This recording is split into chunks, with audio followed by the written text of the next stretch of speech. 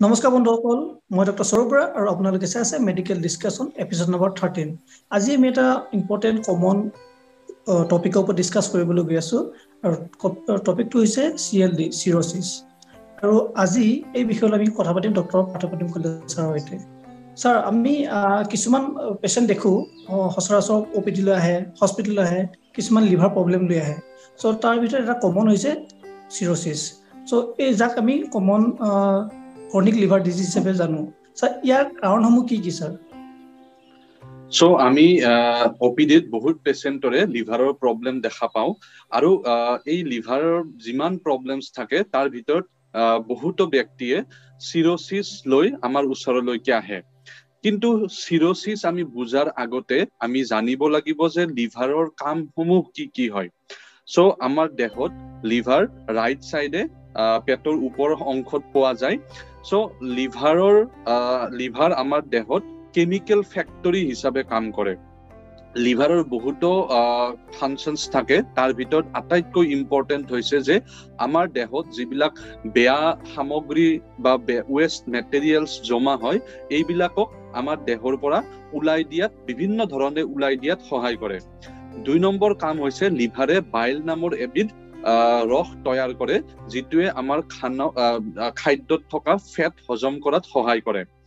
3 নম্বৰতে লিভাৰে বিভিন্ন ধৰণৰ প্ৰটিনছ উৎপাদন কৰাত সহায় কৰে, তাৰ ভিতৰত আটাইতকৈ ইম্পৰ্টেন্ট হৈছে এলবুমিন। লগতে ই আমাৰ দেহত কাৰ্বোহাইড্ৰেট যোগান ধৰাটো সহায় কৰে।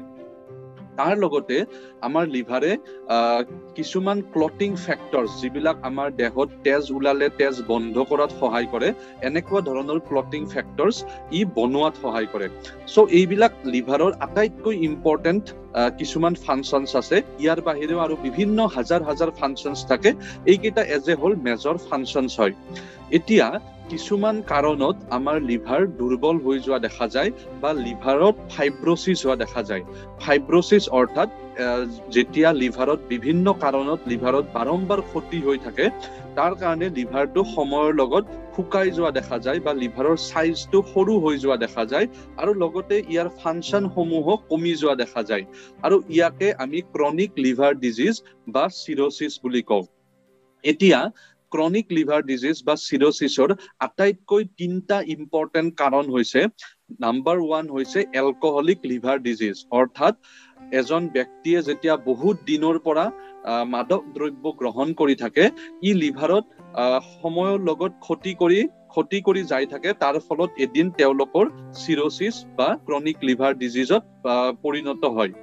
তাৰ লগত 2 নম্বৰ কাৰণ হৈছে নন এলকহলিক ফেটি লিভাৰ ডিজিজ, অৰ্থাৎ এজন ব্যক্তিয়ে যদি কোনো মাদক দ্ৰব্য গ্ৰহণ নকৰে কিন্তু কিছুমান কাৰণত তেওঁলোকৰ লিভাৰত চৰ্বি জমা হৈ যাই থাকে আৰু এই বস্তুটোৰ কাৰণে লিভাৰে বিভিন্ন ষ্টেজেৰে আগবাঢ়ি শেষত চিৰ'চিছত পৰিণত হয়। 3 নম্বৰ আটাইতকৈ ইম্পৰ্টেন্ট কাৰণ গোটেই পৃথিৱীত হৈছে ভাইৰেল হেপাটাইটিছ। কিছুমান ভাইৰাছ যেনে মোষ্ট কমনলি হেপাটাইটিছ বি আৰু হেপাটাইটিছ চিয়ে আমাৰ লিভাৰত বহুত দিন ধৰি আক্ৰমণ কৰি থকাৰ ফলত শেষত লিভাৰত চিৰ'চিছ হয়। তাৰ লগতে কিছুমান আৰু আনকমন বা কিছুমান লেছ কমন কাৰণ দেখা যায়। তাৰ ভিতৰত এটা হৈছে অটো ইমিউন হেপাটাইটিছ। আমাৰ দেহৰ যিটো যুদ্ধ কৰা শক্তি, এই যুদ্ধ কৰা শক্তিয়ে যেতিয়া লিভাৰতেই ক্ষতি কৰে, তেতিয়া হলে আমাৰ লিভাৰৰ সময়ৰ লগত দুৰ্বল হৈ যায়, শেষত চিৰ'চিছ হয়। আৰু আন কিছুমান কাৰণ থাকে যেনে হিমোক্ৰমেটোচিছ। কিছুমান জেনেটিক কাৰণত আমাৰ দেহত আইৰণৰ পৰিমাণ বাঢ়ি যায়, বা উইলছনছ ডিজিজ য'ত আমাৰ কপাৰৰ পৰিমাণ বা তামৰ পৰিমাণ বাঢ়ি যায় আৰু এই আইৰণ বা তাম আমাৰ লিভাৰত জমা হৈ শেষত লিভাৰত ক্ষতি কৰি চিৰ'চিছত পৰিণত হয়। আন কিছুমান জেনেটিক ডিজিজ যেনে গ্লাইকোসাইডেজ ডেফিচিয়েঞ্চি, গ্লাইকোজেন ষ্টৰেজ ডিজিজ, যিবিলাক কাৰণত আমাৰ লিভাৰত কিছুমান গ্লাইকোজেন বা গ্লুকোজ বেছিকে জমা হয়, তাৰ কাৰণেও লিভাৰটো শেষত দুৰ্বল হৈ চিৰ'চিছত পৰিৱৰ্তন হয়। সো এনেকুৱা ধৰণৰ বিভিন্ন কাৰণ থাকে। আৰু আন কিছুমান ইম্পৰ্টেন্ট কাৰণ হৈছে দৰৱ, কিছুমান মেডিচিনছ বা টক্সিনছ বা কেমিকেলছ বা ইভেন আমি ৰেগুলাৰ ব্যৱহাৰ কৰি থকা কিছুমান দৰৱেও আমাৰ লিভাৰত সময়ৰ লগত ক্ষতি কৰে। যদি এজন ব্যক্তিয়ে বহুত দিন ধৰি এনেকুৱা দৰৱ খাই থাকে, তেনেহলে তেওঁলোকৰ শেষত চিৰ'চিছ হোৱাৰ সম্ভাৱনা বাঢ়ি যায়। আন কিছুমান টক্সিন যেনে কিছুমান মানুহে গাঁৱলীয়া দৰৱ বহুদিন ধৰি ব্যৱহাৰ কৰি থাকে, কিছুমানে আয়ুৰ্বেদিক দৰৱ বুলি বিভিন্ন ধৰণৰ হাৰ্মফুল কেমিকেলছ খাই থাকে, তেওঁলোকৰো শেষত লিভাৰত চিৰচিছ হোৱাৰ সম্ভাৱনা বাঢ়ি যায়। ধন্যবাদ স্যার। আমি এটা গম পালো কজ কি হয় আমি আজি এটা গম পালো। স্যার নেক্সট কুৱেশ্যনটো হৈছে স্যাৰ, এজন পেচেণ্টে বহুত দিনৰ পৰা ধৰি যদি এনে ধৰণৰ লিভাৰ ডিজিজ লৈ থাকে, কেৰি কৰি থাকে, তেওঁ কি কমপ্লিকেশ্যন হ'ব পাৰে? ওকে, সো লিভাৰত যেতিয়া আমাৰ দুৰ্বল হয় বা লিভাৰত চিৰচিছ হয়, মই অলৰেডি ক'লো যে লিভাৰৰ ফাংচন বিলাক কমি যায় বা লিভাৰে যিবিলাক নৰ্মেলি প্ৰটিনছ বা কেমিকেলছ দেহৰ পৰা ওলাই দিছিলে সেইবিলাক ফাংচন লিভাৰৰ কমি যায়। তাৰ ফলত বিভিন্ন ধৰণৰ প্ৰথমতে চিমটমছ বা লক্ষণ দেখা যায়। পোনপ্ৰথম লক্ষণ দেখা যায় যে এজন ব্যক্তিৰ ভোক কমি যোৱা দেখা যায়, তেওঁলোকে যি খাদ্য খাই ভালকৈ হজম নোহোৱা দেখা যায়, আৰু সময়ৰ লগত যদি লিভাৰ বেছি দুৰ্বল হৈ পৰে ইভেন তেওঁলোকৰ জণ্ডিছ হোৱা দেখা যায়।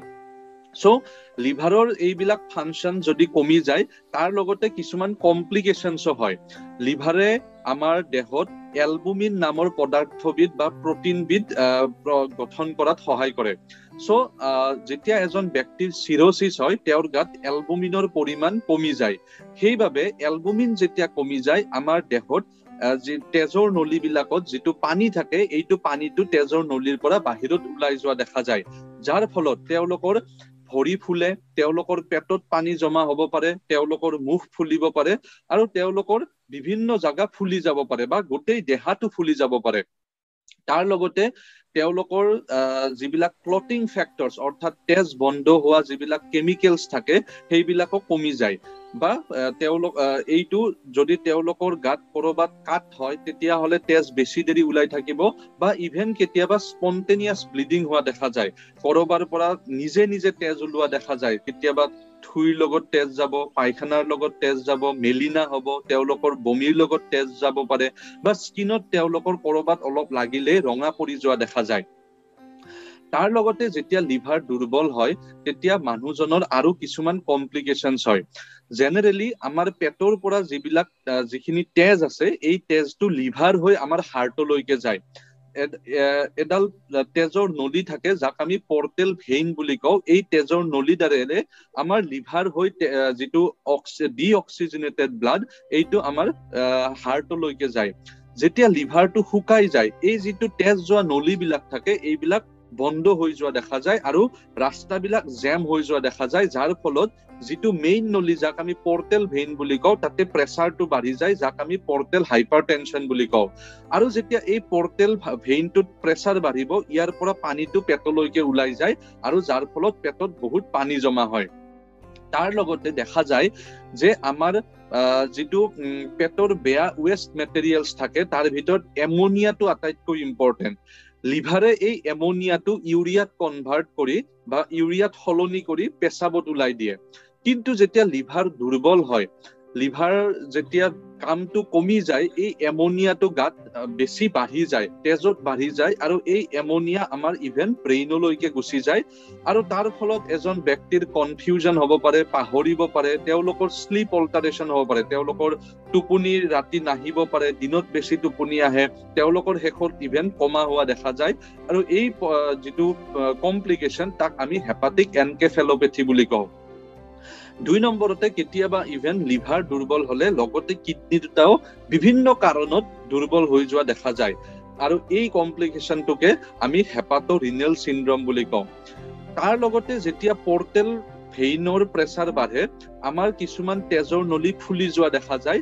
তাৰ ভিতৰত খুব কমন হৈছে আমাৰ যিটো খাদ্য নলী থাকে তাৰ তলত কিছুমান তেজৰ নলী ফুলি যায় আৰু ই কেতিয়াবা ইভেন ফাটি যোৱা দেখা যায়, যাৰ ফলত বমিৰ লগত বা মুখেৰে খুব বেছি তেজ ওলোৱা দেখা যায়। সো এইটো খুব এটা সিৰিয়াস কমপ্লিকেশ্যন হয় যাৰ ফলত এজন ব্যক্তিৰ ইভেন মৃত্যু হ'ব পাৰে। সেইবাবে এজন ব্যক্তিৰ যেতিয়া চিৰচিছ ডায়াগনোচিছ হয় আমি এণ্ডোস্কপি কাৰণে পৰামৰ্শ দিওঁ যাতে এই তেজৰ নলীবিলাক ফুলিছে নেকি আমি গম পাব পাৰো। সো এইবিলাক হৈছে এজন ব্যক্তিৰ যেতিয়া চিৰচিছ হয় এনেকুৱা ধৰণৰ লক্ষণ দেখা যায় আৰু এনেকুৱা ধৰণৰ কমপ্লিকেশ্যনছ দেখা পোৱা যায়। ধন্যবাদ স্যাৰ। আমি সিৰোসিসৰ কমপ্লিকেশন গম পালো স্যাৰ। এজন যেটা পেশেন্টে সিৰোসিস ৰোগত আক্ৰান্ত হয়, তো এজন পেশেন্টে কেনেকে গম পাব যে তেওঁ এজন সিরোসিস ৰোগী বুলি? তাৰ কাৰণে কিছুমান সাইন এণ্ড সিম্পটমস আপুনি যাতে কওক, যাতে দৰ্শকসকলে বুজি পায় স্যাৰ। সো নৰ্মালি এজন ব্যক্তিৰ সিৰোসিস হোৱাৰ বিভিন্ন কাৰণ থাকে। এই কাৰণসমূহ সাপোজ এজন ব্যক্তিয়ে যেতিয়া বহুত দিন ধৰি ড্ৰিংকস কৰি থাকিব, মাদক দ্ৰব্য গ্ৰহণ কৰিব, বা তেওঁলোকৰ আগতে গম পায় যে বহুত দিনৰ পৰা হেপাটাইটিছ বি বা চিত আক্ৰান্ত হৈ আছে, তাৰ লগতে যদি এজন ব্যক্তিৰ বহুত দিনৰ পৰা লিভাৰত তেওঁৰ ফেট জমা হৈ আছে, সো এনেকুৱা ধৰণৰ যদি আগৰ হিষ্ট্ৰী আছে, তাৰ লগতে যদি তেওঁলোকে দেখা পাইছে যে তেওঁলোকৰ লাহে লাহে ভোক কমি গৈছে, সময়ে সময়ে তেওঁলোকৰ ভৰি ফুলি যায়, তাৰ লগতে দেখা পাইছে যে লাহে লাহে পেট ফুলি যোৱা দেখা গৈছে, কেতিয়াবা দেখা গৈছে যে তেওঁলোকৰ জণ্ডিছ হোৱা আৰম্ভ হৈছে, তেওঁলোকৰ বিভিন্ন কামত দুৰ্বল অনুভৱ হয়, অলপমান কাম কৰিলে ভাগৰ লগা আৰম্ভ হয়, তাৰ লগতে যদি বিভিন্ন পৰীক্ষা পাতি কৰে, এনেকুৱা ধৰণৰ সাইন সিম্পটমসেৰে আমি সিৰোসিস হোৱাৰ সম্ভাৱনা আমি ভাবিব পাৰো। বিভিন্ন ধৰণৰ টেষ্টৰ দ্বাৰা আমি এনেকুৱা ধৰণৰ সিম্পটমস আমি ডায়াগনোসিস কৰিব পাৰো, লগতে সিৰোসিস হৈছে নে নাই সেইটো আমি বিভিন্ন ধৰণৰ পৰীক্ষা পাতিৰে আমি গম পাব পাৰো।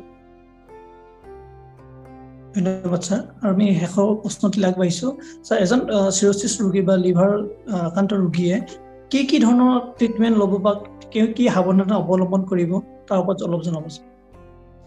সো প্ৰথমতে এজন ব্যক্তিৰ যদি এনেকুৱা হিষ্ট্ৰী থাকে য'ত সিৰোসিস হোৱাৰ সম্ভাৱনা বেছি থাকে, তেওঁলোকে কিছুমান টেষ্ট কৰিলে সিৰোসিস হৈছে নে নাই গম পাব পাৰি। তাৰ ভিতৰত আটাইতকৈ ইম্পৰ্টেন্ট হৈছে আল্ট্ৰাসাউণ্ড এবডোমেন, মানে পেটৰ আল্ট্ৰাসাউণ্ড। পেটৰ আল্ট্ৰাসাউণ্ড হৈছে বহুত সেনচিটিভ টেষ্ট, য'ত লিভাৰৰ ফাইব্ৰোসিস বা লিভাৰ শুকাই যোৱা পদ্ধতিটো আমি গম পাব পাৰো। তাৰ লগতে ফাইব্ৰোস্কেন নামৰ এটা আল্ট্ৰাসাউণ্ডৰ নিচিনা পৰীক্ষা থাকে, য'ত কিমান লিভাৰ শুকাই গৈছে আমি গম পাওঁ। 3 নম্বৰতে বিভিন্ন ধৰণৰ ব্লাড টেষ্ট থাকে, য'ত আমি গম পাওঁ যে এলবুমিনৰ পৰিমাণ কমিছে নেকি, ক্লটিং ফেক্টৰছ কমাৰ ফলত তেওঁলোকৰ তেজ ওলোৱাৰ সম্ভাৱনা বাঢ়িছে নেকি। তাৰ লগতে এন্ডোস্কোপি কৰা যায় যে তেওঁলোকৰ পোৰ্টেল প্ৰেছাৰ বাঢ়াৰ কাৰণে খাদ্যনলীৰ তলত তেজৰ নলী ফুলিছে নেকি। যদি এনেকুৱা হৈছে তেনেহলে বেন্ডিং কৰিব পাৰি, অৰ্থাৎ এনেকুৱা ফুলি যোৱা যিবিলাক তেজৰ নলী থাকে তাক আমি ব্লক কৰি দিব পাৰি। তাৰ লগতে সিটি স্কেন কৰিব পাৰি, পেটৰ MRI কৰিব পাৰি, যিবিলাক আৰু সেনচিটিভ হয়। তাৰ লগতে যিবিলাক পেচেণ্টৰ সিৰোসিস থাকে তেওঁলোকৰ ইভেন লিভাৰ কেঞ্চাৰ হোৱাৰ সম্ভাৱনাও বহুগুণে বাঢ়ি যায়। সেইবাবে যদি ডাউট থাকে তেনেহলে ইভেন লিভাৰ বায়োপসিৰেও সিৰোসিস কনফাৰ্ম হ'ব পাৰি, বা ইভেন যদি কেঞ্চাৰ হোৱাৰ সম্ভাৱনা বেছি আছে সেইটোও ডায়াগনোসিস কৰিব পাৰি। এতিয়া আমি যদি ট্ৰিটমেন্টত যাওঁ, আটাইতকৈ ইম্পৰ্টেন্ট হৈছে যিটো কাৰণত লিভাৰ দুৰ্বল হোৱাৰ সম্ভাৱনা বাঢ়িছে সেইটো কাৰণ বন্ধ কৰা। প্ৰথমতে এজন ব্যক্তিয়ে যদি মাদক দ্ৰব্য গ্ৰহণ কৰি আছে সেইটো কমপ্লিট বন্ধ কৰিব লাগিব। 2 নম্বৰতে যদি এজন ব্যক্তিৰ লিভাৰত চৰ্বি জমা হোৱাৰ সম্ভাৱনা বেছি আছে, সাপোজ এজন ব্যক্তিৰ মদ বহুলতা আছে, তেওঁলোকৰ যদি ওজন বাঢ়ি আছে, তেওঁলোকৰ যদি সুগাৰ আছে, তেওঁলোকৰ যদি এক্সাৰসাইজ কম আছে, এনেকুৱা ধৰণৰ যিবিলাক ৰিস্ক ফেক্টৰছ আছে এইবিলাক আমি কমাব চেষ্টা কৰিব লাগিব। যদি এজন ব্যক্তিৰ হেপাটাইটিছ বি বা হেপাটাইটিছ চিত আক্ৰান্ত আছে, এনেকুৱা ব্যক্তিয়ে তাৰ নিৰ্দিষ্ট ট্ৰিটমেন্ট লোৱাটো আটাইতকৈ ইম্পৰ্টেন্ট হয়। আৰু অন্যান্য যিবিলাক কাৰণ আছে তাৰো নিৰ্দিষ্ট ট্ৰিটমেন্ট গ্ৰহণ কৰিলে এই সিৰোসিস হোৱাৰ যিটো পদ্ধতি এইটো কমি যায়। কিন্তু এজন ব্যক্তি যদি অলৰেডি সিৰোসিস হৈ গল, তেওঁলোকৰ আল্টিমেট ট্ৰিটমেন্ট হৈছে লিভাৰ ট্ৰান্সপ্লান্টেশন, কাৰণ সিৰোসিস ভাল কৰি দিব পৰা এনেকুৱা দৰৱ নাথাকে, কিন্তু তেওঁলোকৰ লিভাৰ ট্ৰান্সপ্লান্ট কৰিলেহে তেওঁলোকৰ যিবিলাক কমপ্লিকেশনস আছে এইবিলাক কমি যায়। তাৰ লগতে এজন ব্যক্তিয়ে ট্ৰিটমেন্ট বুলি ক'বলৈ গলে কিছুমান মেডিচিনস থাকে যিবিলাকে এই কমপ্লিকেশনস হ'ব নিদিয়ে। যেনে এজন ব্যক্তিৰ যদি সিৰোসিস আছে, তেওঁলোকৰ পায়খানা ৰেগুলাৰ ঢিলা 2-3 বাৰ ঢিলা হৈ থাকিলে হেপাটিক এনকেফেলোপেথি নহয়, অৰ্থাৎ যিটো কৈছিলো যে এমনিয়া বঢ়াৰ ফলত ব্ৰেইনত প্ৰব্লেম হয়, এইটো কমি যায়। তাৰ লগতে কিছুমান মেডিচিনছৰ দ্বাৰা পোৰ্টেল প্ৰেছাৰ কমাই ৰাখিব পাৰি, যাৰ ফলত পেটত পানী জমা হোৱাটো কমি যায়, বা তেওঁলোকৰ যিবিলাক খাদ্যনলীত তেজৰ নলী ফুলি যায় এইবিলাকো কমি থাকে। যদি পেটত বহু গুণ পানী জমা হয়, বহুত বেছি পানী জমা হয়, যাৰ কাৰণে উশাহ লোৱাত কষ্ট হয়, যাৰ কাৰণে তেওঁলোকৰ পেটটো ফুলি যোৱা দেখা যায়, তেতিয়া কিছুমান দৰৱৰ দ্বাৰা পানীটো কমাব পাৰি, বা ইভেন এনেকুৱা হয় যে কেতিয়াবা এই পানীটো পেটৰ পৰা ওলাই দিব পাৰি। তাৰ লগতে এজন ব্যক্তিয়ে ৰেগুলাৰ ডক্টৰৰ ফলো আপত থকা দৰকাৰী যাতে তেওঁলোকৰ এনেকুৱা কমপ্লিকেশনছ নহয় আৰু তেওঁলোকে সময়ত তেওঁলোকৰ এই সিৰোসিস বেমাৰটো সময়ত তেওঁলোকে ডায়াগনোসিস কৰিব পাৰে। ধন্যবাদ স্যাৰ। ইমান সময় আমি আজি ডিসকাশন কৰিলো CLD কি হয়, কেনে ধৰণৰ ইয়াৰ ট্ৰিটমেন্ট কৰিব লাগে, ইয়াৰ লক্ষণসমূহ কি শেষত সমূহ ৰাজ্যলৈ আপুনি কি ক'ব এজ এ জেনেৰেল শৰ্ট সামাৰিকে আপুনি কিবা এটা ক'বলৈ অনুৰোধ জনালো। ওকে, সিৰোসিসৰ প্ৰধান আমাৰ দেশত প্ৰধান কাৰণ হৈছে এলকহলিক লিভাৰ ডিজিজ। মই সকলোকে দৰ্শককে এটাই অনুৰোধ কৰিম যাতে তেওঁলোকে মাদক দ্ৰব্য যদি খায় সেইটো কমাই বা বন্ধ কৰি দিয়ে। তাৰ লগতে তেওঁলোকে ৰেগুলাৰ এক্সাৰসাইজ, যদি অবেসিটি আছে, ওজন বেছি আছে, কমোৱাৰ চেষ্টা কৰিব লাগে। তেওঁলোকে ভাল খাদ্য খাব লাগে, lot of fruits and vegetables. তেওঁলোকে যিমান পাৰে এনিমেল প্ৰটিন কমাব লাগে, অত্যাধিক নিমখ খোৱাটো কমাব লাগে। তাৰ লগতে তেওঁলোকে সময়ত যদি এনেকুৱা ৰিস্ক ফেক্টৰছ আছে আল্ট্ৰাসাউণ্ড কৰিব লাগে, লিভাৰ ফাংচন টেষ্ট কৰি চাব লাগে যে লিভাৰটো কিছু দুৰ্বল হৈছে নেকি। যদি এজন ব্যক্তিৰ লিভাৰত চৰ্বি বেছি জমা হৈছে তেওঁলোকৰ আৰু লগতে হেপাটাইটিছ আছে, তেওঁলোকে আৰ্জেন্টলি তাৰ চিকিৎসা কৰিব লাগে যাতে লিভাৰটো দুৰ্বল হৈ নাযায় আৰু সিৰোসিসৰ ফালে গুচি নাযায়। সো এজন ব্যক্তিৰ যিবিলাকৰ ৰিস্ক ফেক্টৰছ আছে তেওঁলোকে ডক্টৰৰ ওচৰত গৈ ডায়াগনোসিস কৰাটো আটাইতকৈ ইম্পৰ্টেন্ট, কাৰণ দেৰি হলে এবাৰ সিৰোসিসত গুচি গলে লিভাৰটো ঘূৰাই অনাটো খুবেই টান। ধন্যবাদ।